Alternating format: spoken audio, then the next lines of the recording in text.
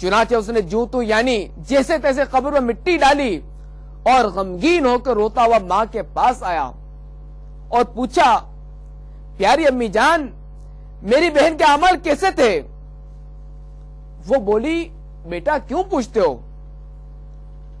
عرض کی، میں نے اپنی بہن کی قبر میں آگ کے شعلے بھڑکتے دیکھے ہیں۔ یہ سن کر ماں بھی رونے لگی اور کہا، افسوس، تیری بہن نماز میں سستی کیا کرتی تھی، اور نماز اوقات گزار کر یعنی قضا کر کے پڑھا کرتی تھی۔ فقی ابو اللیث سمرقندی علیہ رحمت اللہ القوی قرۃ العیون میں بے نمازی کی قبر کی سزائیں لکھتے ہوئے فرماتے ہیں، بے نمازی کی قبر تنگ کر دی جائے گی اور بے نمازی کی قبر اسے اس قدر بھیچے گی کہ اس کی پسلیاں ٹوٹ پھوٹ کر ایک دوسرے میں پیوست ہو جائیں گی۔ بے نمازی کی قبر میں آگ بھڑکا دی جائے گی جس میں وہ الٹ پلٹ ہوتا رہے گا۔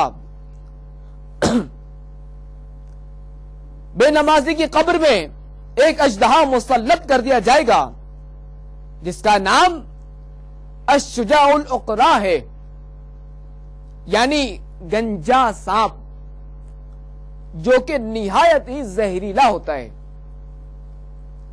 اس کی آنکھیں آگ کی اور ناخن لوہے کے ہوں گے۔ ہر ناخن کی لمبائی 1 دن کی مسافت کے برابر ہوگی۔ وہ بجلی کی طرح کڑک کر کہے گا، میں الشجاع الاقرع ہوں، مجھے میرے رب عز و جل نے حکم فرمایا ہے کہ تجھے صبح کی نماز ضائع کرنے کے جرم میں صبح ہوتا طلوع آفتاب، نماز ظہر ضائع کرنے پر ظہر تا عصر، نماز عصر ضائع کرنے پر عصر تا مغرب، نماز مغرب ضائع کرنے پر مغرب تا عشاء، اور نماز عشاء ضائع کرنے پر عشاء تا صبح مارتا رہوں۔ اور جب جب الشجاع الاقرع یعنی گنجا سانپ ایک ضرب اسے لگائے گا تو مردہ 70 ہاتھ زمین میں دھس جائے گا۔ پھر وہ اژدہا اپنے ناخن زمین میں گاڑ کر اسے نکالے گا، اور یہ عذاب قبر بے نمازی پر تا قیام قیامت مسلسل ہوتا رہے گا۔ الامان الحفیظ، اللہ تعالی ہمیں اس سے محفوظ رکھے۔ ہو گیا خدا تجھ سے ناراض اگر قبر سن لے آگ سے بھر جائے گی بھر، بے نمازی تیری شامت آئے گی، قبر کی دیوار بس مل جائے گی، توڑ دے گی تیری پسلیاں، دونوں ہاتھوں کی ملے جو انگلیاں، عمر میں چھوٹی ہے گر کوئی نماز، جلد ادا کر لے تو آ غفلت سے باز،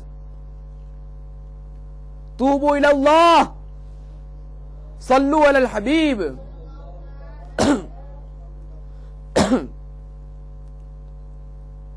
تو جو لوگ نماز نہیں پڑھتے وہ آج سے نیت کر لیں کہ ہم انشاءاللہ عز و جل 5 وقتہ نماز با جماعت کے ساتھ ادا کریں گے، اور جتنی نمازیں باقی ہیں یعنی جتنی نمازیں جو ان کے ذمے ہیں جو انہوں نے چھوڑی ہیں اس کی انہیں قضا بھی کرنی پڑے گی۔ اور اس کا طریقہ جاننے کے لیے امیر اہل سنت کا رسالہ قضا نمازوں کا طریقہ ملاحظہ فرمائیں، اور بہتر تو یہ کہ نماز کے احکام کتاب لے لیجئے۔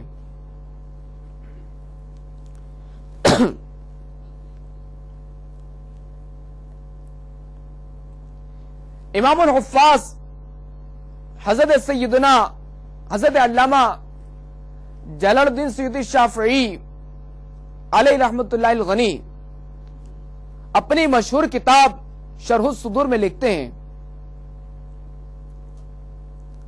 حضرت ابو اسحاق فزاری رحمت اللہ تعالی علیہ فرماتے ہیں، میں قبریں کھودنے پر مامور تھا، میں نے بعض قبریں ایسی دیکھی کہ جن میں مردوں کے منہ قبلے سے منحرف یعنی پھرے ہوئے تھے، تو میں نے حضرت سیدنا امام اوزاعی رحمت اللہ تعالی علیہ سے دریافت کیا کہ ان مردوں کے منہ قبلے سے کیوں پھیر دیے گئے؟ تو انہوں نے جواب دیا کہ یہ سنت پر عمل نہ کرنے کی وجہ سے اس عذاب میں گرفتار ہیں۔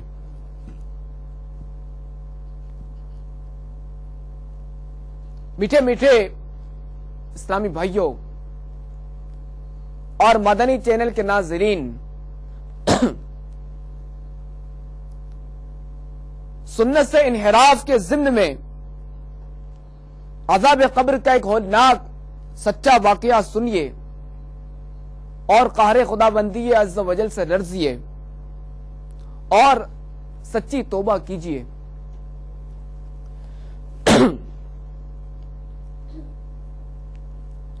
چنانچہ کوئٹہ کے قریبی گاؤں میں کسی کلین شیو نوجوان کی لاوارث لاش ملی۔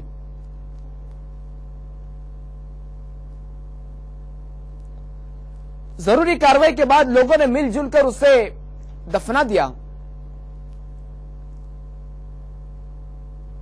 اتنے میں مرحوم کے ورثاء ڈھونڈتے ہوئے آ پہنچے اور انہوں نے لوگوں سے اپنی اس آرزو کا اظہار کیا کہ ہم اپنے اس عزیز کی قبر اپنے گاؤں میں بنانا چاہتے ہیں۔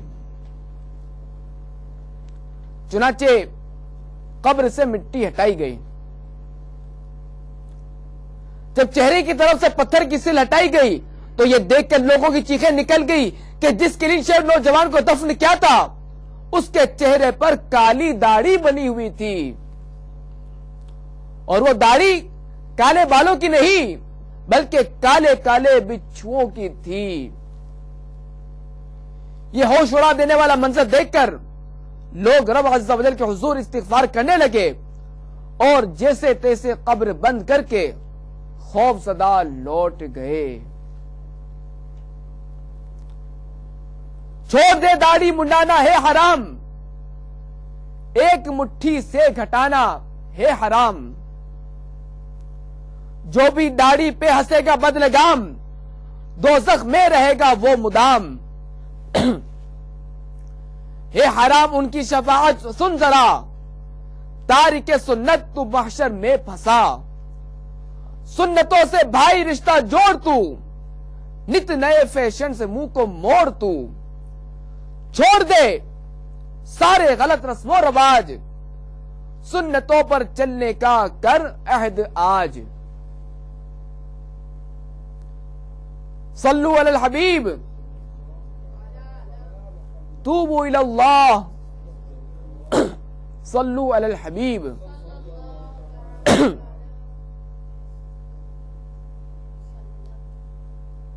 اسی طرح عذاب قبر کے اسباب میں سے یہ بھی ایک سبب ملاوٹ کرنا، کہ جو لوگ ملاوٹ کرتے ہیں وہ بھی یہ سنیے۔ حضرت ابن محمود علیہ رحمت الودود فرماتے ہیں کہ میں حضرت عبداللہ بن عباس رضی اللہ تعالی عنہما کے پاس بیٹھا تھا کہ ایک شخص آیا اور کہا کہ ہم حج کے لیے آئے ہیں،